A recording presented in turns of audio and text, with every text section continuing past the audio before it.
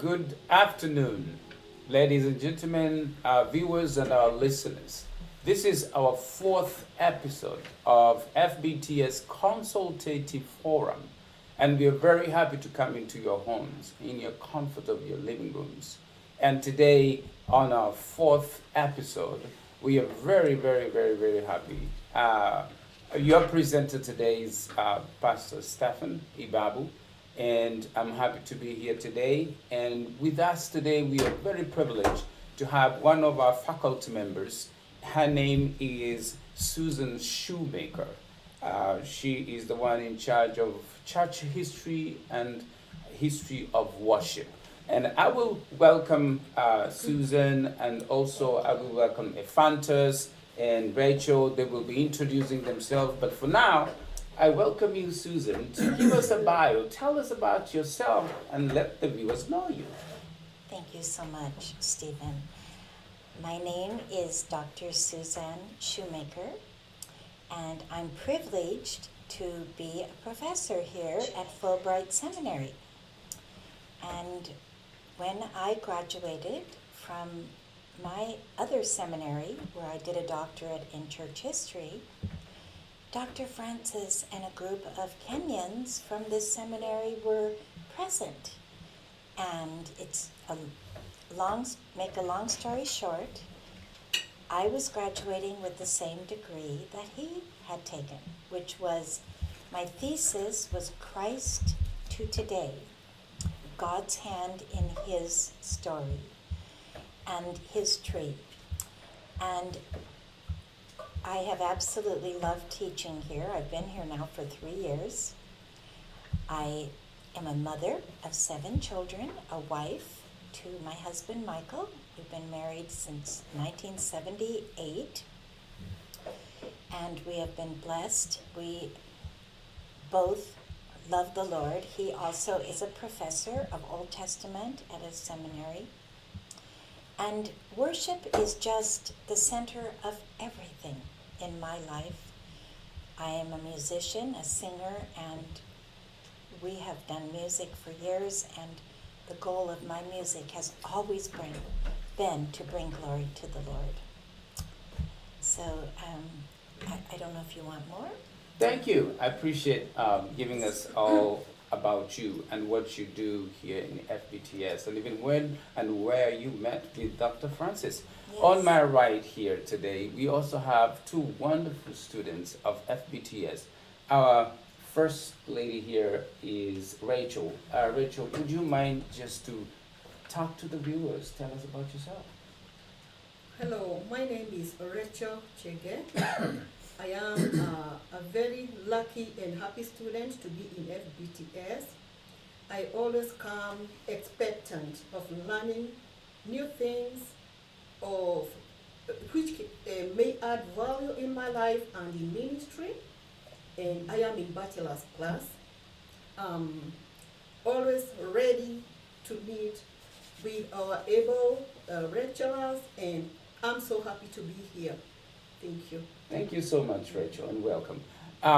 Again, we have Ephantus Nika. Please, would you just talk to the viewers? Good morning, everybody. My name is Ephantus Nika.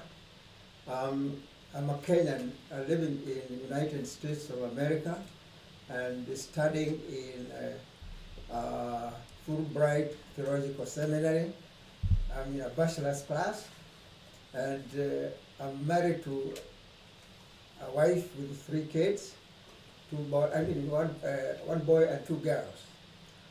I'm happy to be here this morning to share, learn, and elaborate from one of the lecturers, who is a renowned lecturer and professionally able to train everybody. Other than that, she is Dr. Eunice Shoemaker. Thank you. Thank you. Thank you so much, Ephantus. And by the way, to the viewers and our listeners, FBTS is housed at Baptist Church. We are so privileged to be in this wonderful building. And we can't say enough and thank enough to the Trinity Baptist Church and its leadership. We are at 28421 Mindo Road, Mindo Southwest Road, Southwest Lakewood. Zip code is 48499. In case of you would like to meet with any of our faculty members or the Chancellor or Vice Chancellor, please see at the bottom of your screen. There are those names and numbers, and you can reach out.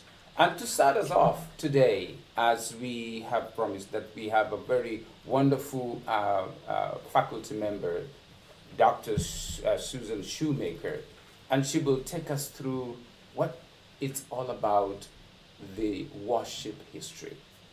And to start us off, I will turn to Sister Rachel.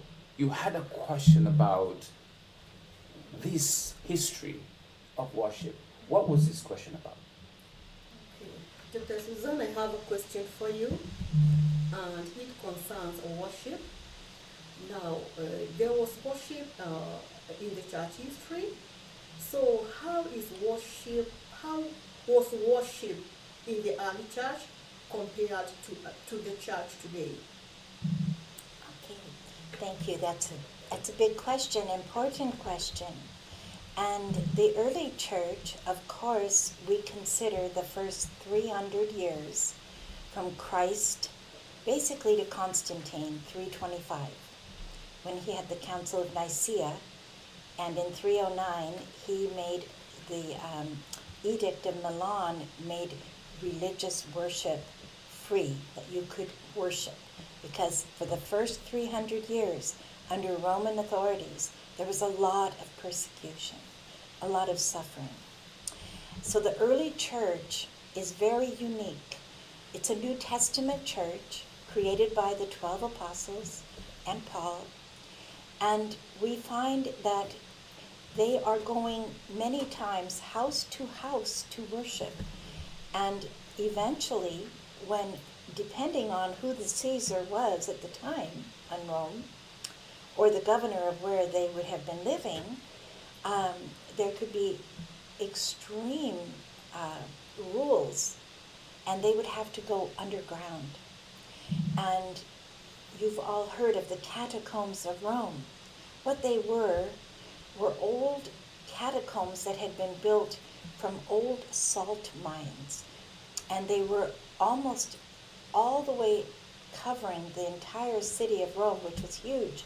So they could go down, they could have services, and because the Christians believed that Christian burial was so critical to their belief from the Bible, they would even bury their dead in the catacombs. And today you can go and see little marks, because the Romans would burn the dead, and this was considered pagan. So they would even risk their lives in such a thing as this. They were so devout. And when you look at the early church, there's singing and there's worship. Look at Paul and Silas. They're in jail. They start singing. They start worshiping. They all know how to worship. Man is created. He's hardwired to worship something. He's hardwired to worship God. But if he's not worshiping God, this is why we have so much idolatry throughout the Bible, pagan worship. People want to worship something. So the early church was a church that was pure, and they were finding their way. I will give an example. You say modern worship. Really, modern worship as we know it today began with Martin Luther, 1515. He was a monk that became, was suffering, striving to know God through his good works, and didn't have peace. And to make a long story short, he found the verse in the Bible, the just shall live by faith. Well, it changed his life. And he was the founder of the Protestant Reformation, earth-shaking. And even in my secular history book that I had years ago at the University of Alaska, they were dividing history at the Reformation. My book was divided pre and after, because when the Protestant Reformation happened, Martin Luther, after all of the Dark Ages, things had become so difficult and the church had become so controlled that he wanted to look back to what was worship like in the early church and looked back for that purity. And so consequently, he said the congregation needs to sing. Before that time, in the Middle Ages, it was just Latin choirs. And everyone needs to write music. Everyone needs to sing in their homes, in the church. And this was the beginning of what we know today, the hymn book, the instruments. So, this is a real little capsule, but the early church is a model of beauty, and whenever you have suffering and persecution, I know we don't like it, but it's purifying. You're not going to go to the lions if you're not really genuinely a Christian, right? Mm-hmm. And there's so many beautiful stories. And even the believers, as they were dying in martyrdom, they would worship. There's the story of Polycarp. He was 82 years old, a beautiful saint. He was considered an apostolic father. An apostolic father means he knew one of the apostles. He was taught by John. And Polycarp was beloved. Well, there was a very cruel Roman leader. He said, we need to kill Polycarp. He has too much power. And so they hid him in the home. But he said, oh, I don't want to hide. And so they brought him out. He was burned. And as he worshipped, sweet scent went up into the sky. And thousands came to the Lord. Yes. Thank you so much, Yes. Dr. Shoemaker, for that very extent answer. We also have our brother here, Ephantus. And Ephantus also had a question that was burning in him. He wanted to know something. What was that question? The question to Dr. Susan is, what roles do church vestments or attire play in in preaching, and also does it have any impact on the audience or the clergy? Okay, you mean the liturgical service? Yes. Okay, Alphonsus. These wonderful people have all been my students too, haven't you? Yes. I teach all different levels of, so very good question, because the liturgical service was developed, and I believe it was really developed with a pure-heartedness. What happened in the early church, the first 300 years, you had a tremendous revival, but you also had, and you had persecution, and that was from without, but within you had a lot of heresies. And so you would have these apostolic fathers. That means that they were, that knew the apostles, and then they would pass it on to the next generation. So they had church councils to deal with heresies. And the heresies were real. I'm not going to go through them right now. But we still have the same battle today, don't we? There's false doctrine that will try to come in. And so when the church was being established, they were looking back to how can we have a really good order of service and keep things. And that's where the creeds came from. You recite, I believe in God, Father Almighty, maker of heaven and earth, and in Jesus Christ, his only Son. We have the Nicene Creed, we have the Apostles' Creed. These are good. What they are stating doctrine to say, we're going to stay on the straight and narrow. And then, of course, you had the Lord's Prayer. And you had the development of a priest saying, well, let's wear garments so that we will not be distracting by our clothing, whether we be poor or rich. So they were looking back often to the Old Testament and the priests that wore garments to go into the Holy of Holies, and it would distinguish the clergy from the people. Even you see the backwards collar. That was for the purpose of identification. You know, nonverbal communication. A military person wears a uniform. Well, a priest would wear that to let people know. And I believe that many of the robes and the liturgical service, which was, I talked to an old Anglican priest once, a beautiful man. He wrote a book called The Church Year. And he said the real purpose of the church year was to make sure that the Bible, every part of the Bible was preached from during a 2-year cycle. So a minister could not get off on a tangent, maybe preach on one book of the Bible for 6 months. And that's why the church year starts with Advent and the birth of Jesus. And then it moves on to Epiphany, and then it moves on to Lent and Easter. And so the symbolicness of it was for the purpose, and in the Middle Ages, most people were illiterate. That means they couldn't read or write. And they were learning by visual. Even the stained glass windows were like the modern TV, telling the story. If you go to all the cathedrals, they tell the story. The birth of Jesus, to the death of Jesus, to the resurrection. That was the big story. Every year had to be told. And then including, they would read an Old Testament reading, New Testament reading, Psalm, and an epistle, and the Gospel. And the Gospel is number 1. Wow. Thank you. Yes. Wow. And viewers, please don't forget, if you have any question, any concern, and you want to know something, please use the number below the screen and reach out. And anything about the school, please don't forget, just reach out. Don't forget. Thank you.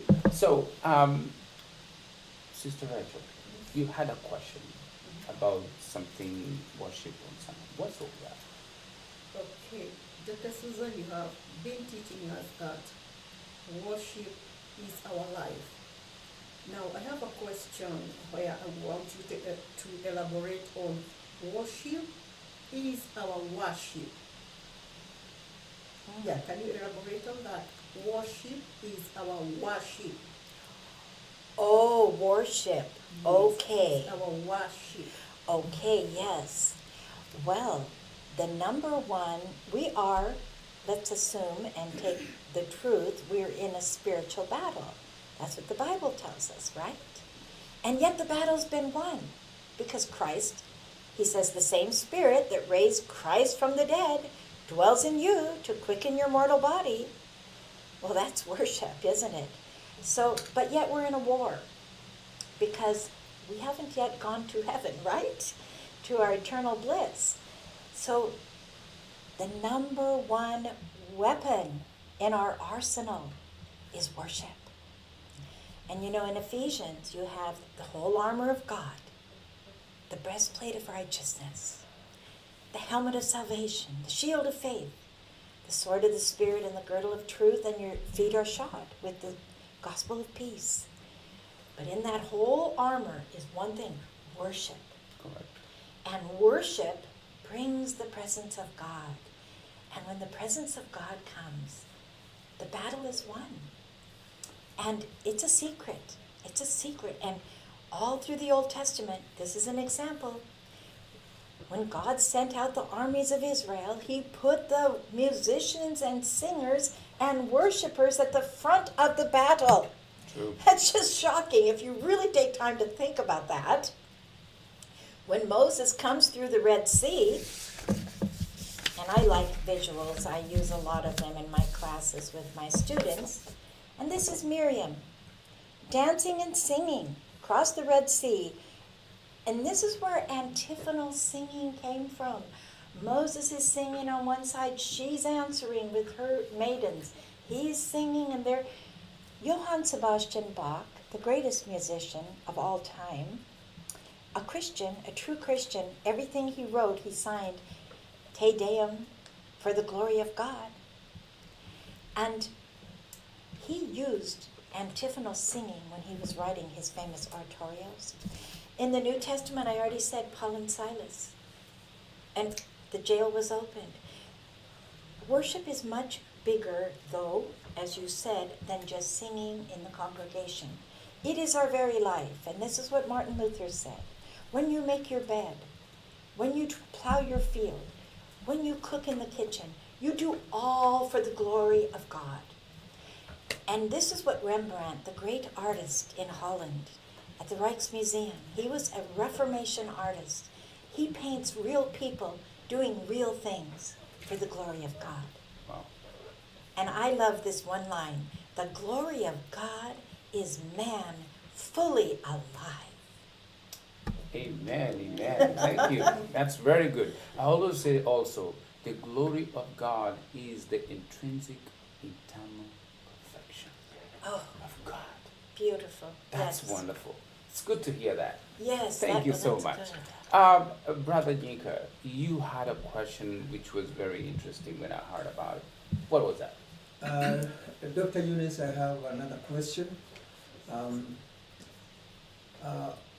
Why we refer the church as she and not he in reference to Egyptian Oh. mythology and Greek mythology? Oh, well, that's really easy because you know when God created Adam and then he created Eve, he made man in his own image and he created Eve as helpmate. And so Adam is made in the image of God. And he is a type. He is, and the woman is, the glory of woman is man, the glory of man is woman. He made them to be together. And all through the Old Testament, God calls Israel his bride. Song of Solomon is a book about the bride and the bridegroom.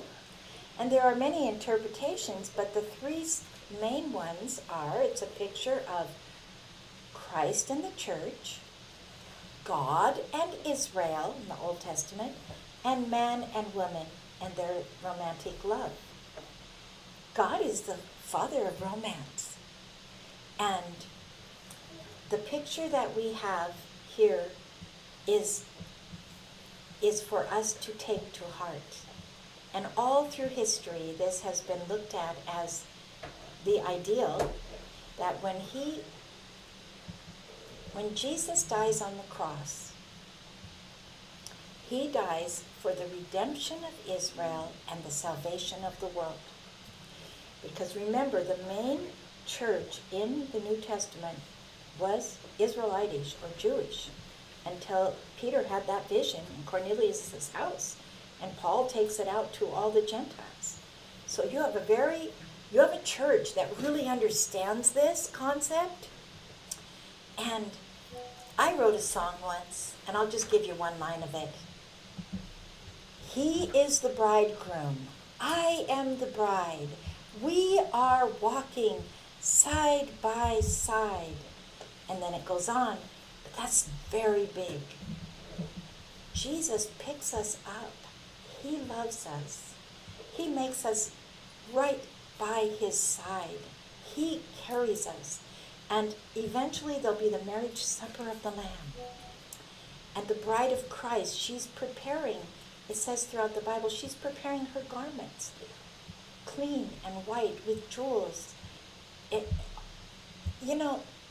All of Celtic mythology and the fairy tales that we read to our children, they're all a type, if you look at it, of Christ and the church. He comes to rescue the maiden. She's in danger. She needs help. He rescues. They marry, live happily ever after. Wow.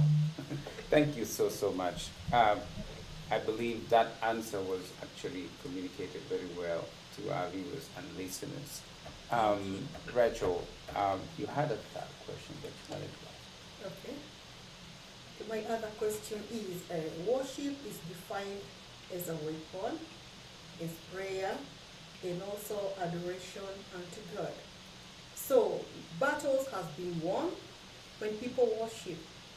Even in history, when people were going out to battle, they were headed by a singing group. And we've also read in the Bible about how the walls fell after worship. Yes. So, what is the secret behind worship? You know, I think it's a big subject, and we only know a little bit because we're people. And we can know so much, but it's just the tip of the iceberg. But I think it has to do with unity. I think Jesus said, where 2 or 3 gather in my name, there I am in the midst. And from own personal experience, when I pray with people and we're unified, I tell you that prayer gets answered. It can be a little prayer, unified and in faith. And so what worship ideally does is unify the body of Christ. Because when we come in the presence of the Lord, all the junk should fall off of us. And there's a verse in the Old Testament, it says, they that wait upon the Lord shall renew their strength. They shall mount up with wings as eagles, etc.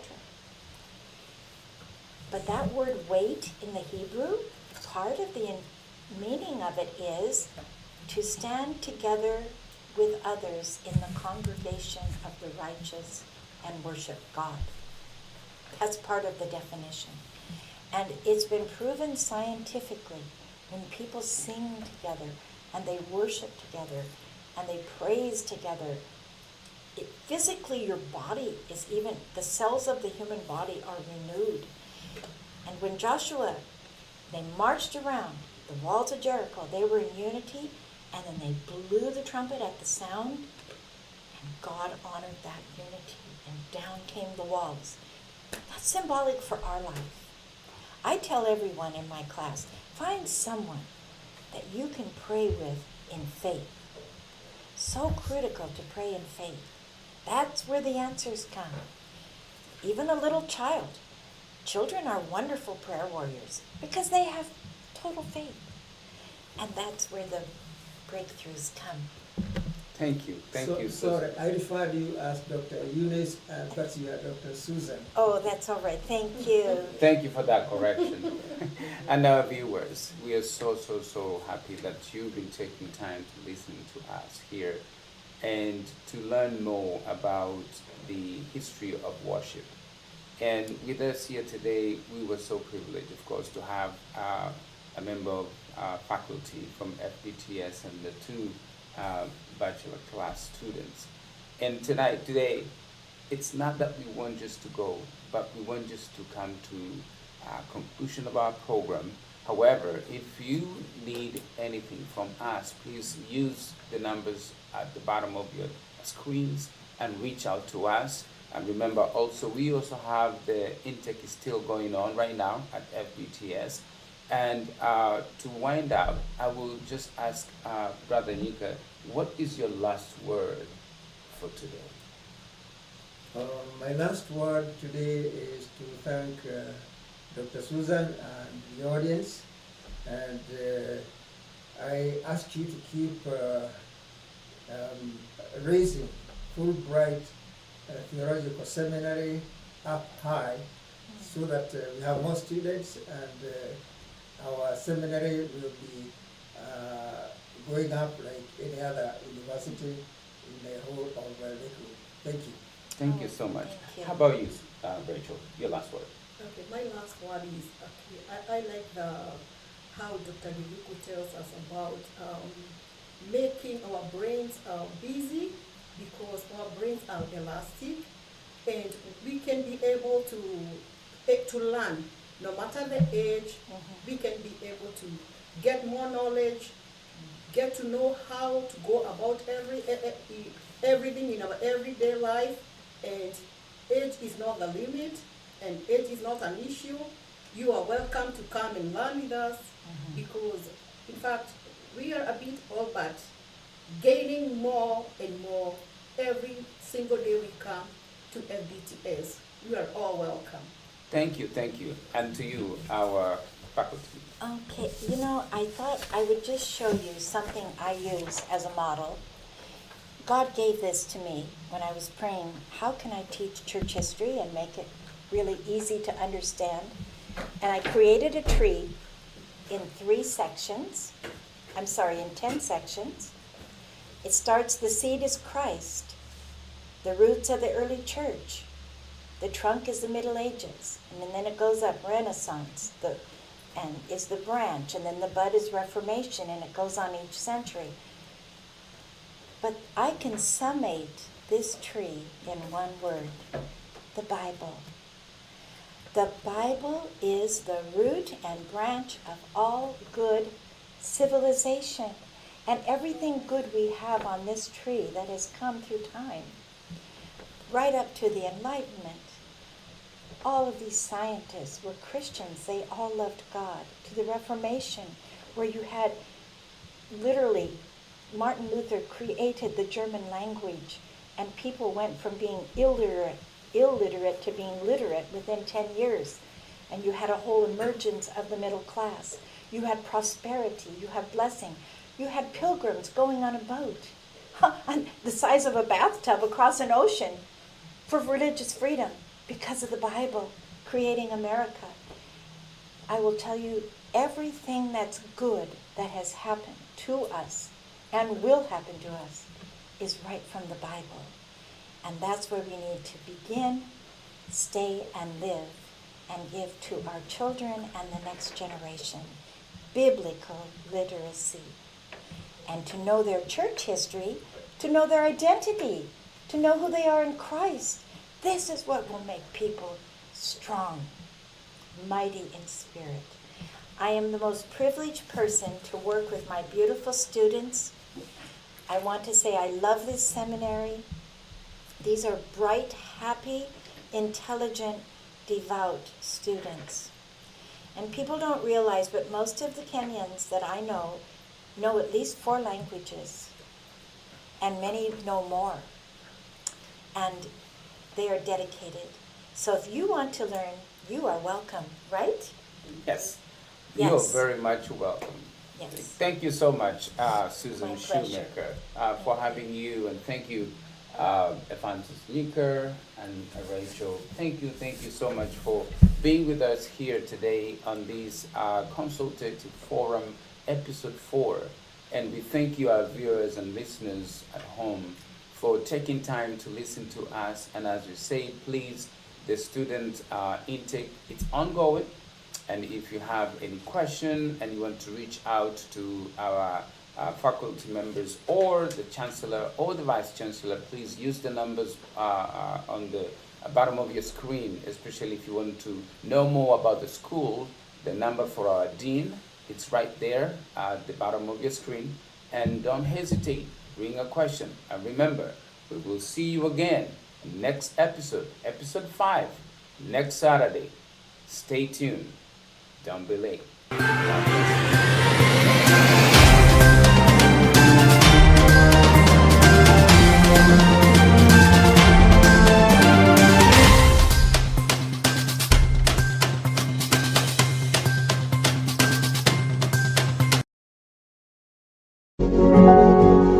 You are watching Pacific Waves Television, USA, a place of nourishment.